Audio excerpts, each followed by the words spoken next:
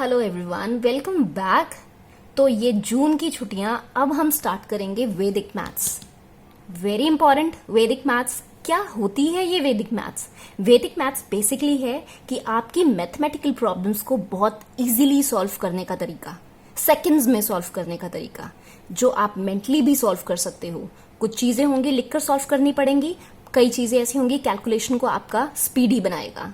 तो ये जून की छुट्टियां आप सभी बच्चों के लिए मैं लाई हूं वैदिक मैथ्स। ठीक है, सो फर्स्ट ऑफ ऑल हम बेसिक से शुरू करेंगे और बेसिक से मैं आपके लिए लाई हूं calculating square of numbers ending in 5। सो हम स्क्वायर निकालेंगे ऐसे नंबर्स का जिनकी वंस प्लेस में 5 लिखा होता है, लाइक 25, 35, 45, 55, 65 एंड सो ऑन। ठीक है, इनका स्क्वायर हम कैसे फाइंड करेंगे? अब जिन्होंने जो 8th क्लास में है, मैंने एक तरीका बताया था, we can break the number 20 + 5 हम कर सकते हैं। पर हम वैदिक मैथ्स पढ़ रहे हैं, वैदिक मैथ्स का फायदा क्या अगर हमें इसी तरीके से यूज करना है, तो हम सिंपल तरीका यूज करेंगे वैदिक मैथ्स।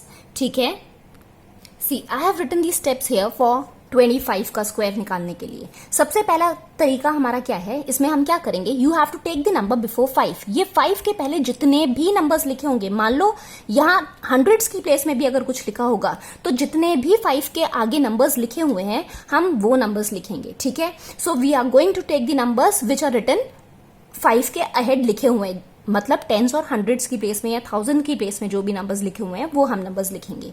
सो आगे 2 लिखा हुआ है, we are going to take 2।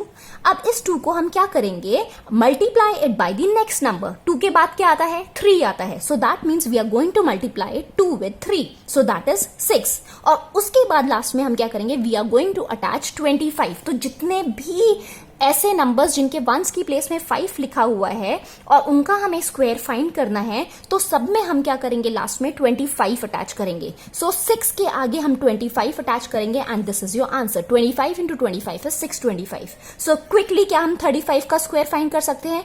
3 के नेक्स्ट वाला नंबर क्या होता है, 4 होता है। 3 × 4 is how much, 12, और यहां क्या आ गया, 25।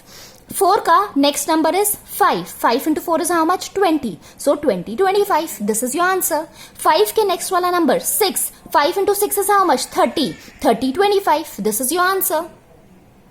अगर मैं आपको दूं 105, इसका स्क्वायर हमें फाइंड करना है। 5 के आगे क्या लिखा है, 10 लिखा है, सो 10 × 11 दैट इज 110, और आगे हम क्या लगाएंगे, we are going to attach 25, so this is your answer.